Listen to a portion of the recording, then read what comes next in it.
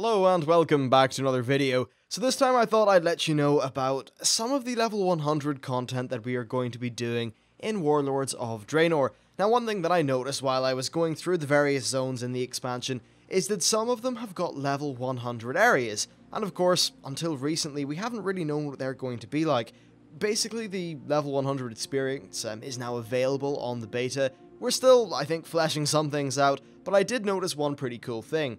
Now, this is not the entire level 100, like, equivalent to daily quests. There are actually other things called weekly quests that I don't know a great deal about at the minute, and they're actually kind of weekly story quests, but this is a different thing. Anyway, so I was going around in my garrison, and I noticed that there was a table inside the town hall, and on this table there was a little map thingy, and when I clicked on it, it gave me two different choices. Now, one of these choices was to go to a certain area of Frostfire Ridge and fight some ogres, and the other one was to fight some Sargari forces inside Shatrath City.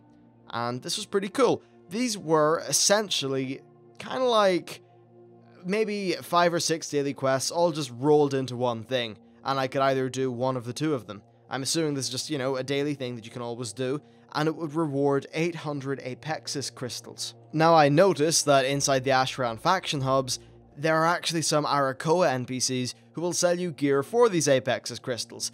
The gear itself starting off was okay, I think it was item level 630, but eventually there was some 655 item level stuff there, and it did appear to cost a lot of Apexis crystals, though the maximum that I could carry at once was 5,000 and some of the stuff was costing 14,000, so it seems like that stuff is just for some reason not really activated yet. Anyway, so what were these two quests? Well, first of all, I can only choose one of them, and in this case, I decided to go to Shatrath City. Why? Well, because I was doing a live stream and I thought people would rather see Shatrath than more Frostfire Ridge. So we went to Shatrath City, and the whole goal of going there was to interrupt the forces of the Shadow Council.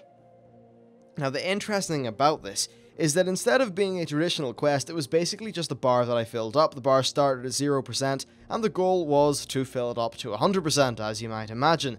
Now, when I killed one of the mobs there, it would fill up by 1%, but there were also lots of little things that I could click on. So there were some crystals that I could shatter, there were cannons that I could break, I think there was some sort of portal, or there were various portals actually lying around the place that I could click on to turn off, and that would give me 5%, I believe.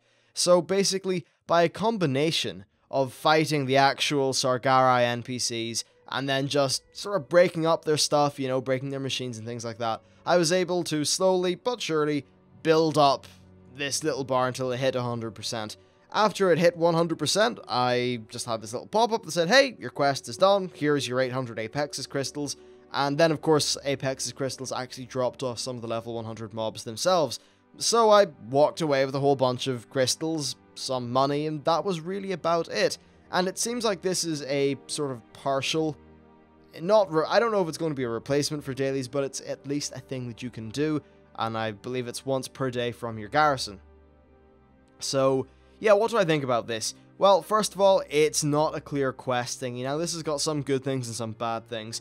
I think one of the good points is that by not having a really rigid quest structure, you can sort of tackle the content in whatever way you want. If you want to go around killing everything, fine, you can do that. If you want to emphasize clicking the little side objectives and deactivating the portals, you can do that. It all helps. It's not like you have to kill 40 of a certain mob and then disable 5 portals. No, you could maybe disable 10 portals and kill 20 mobs, or maybe you could just kill 80 mobs and disable 0 portals. You can tackle it in whatever way you want, and that freedom and flexibility is certainly quite nice.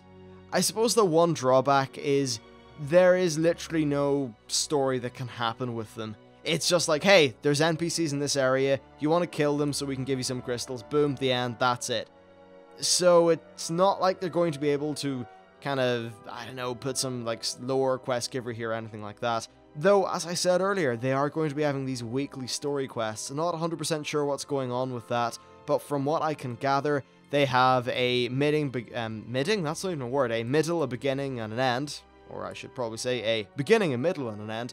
But also, in between those points, there's actually some randomization going on there. So it does seem like they have got at least one other really robust system. But I just thought I'd show you this because it's one of the things that comes with your garrison. And I mean, hey, it's just another thing that you can do every day. It's going to help you get these crystals, and maybe these Apex's crystals are going to be tied into gear.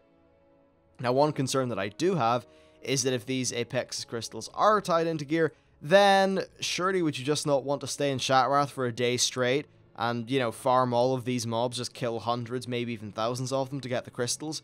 Would that not be, per unit time, like the fast way to get the Apex's crystal gear, rather than slowly grinding it out every day? Because, of course, the regular mobs in these level 100 areas do drop Apex's crystals.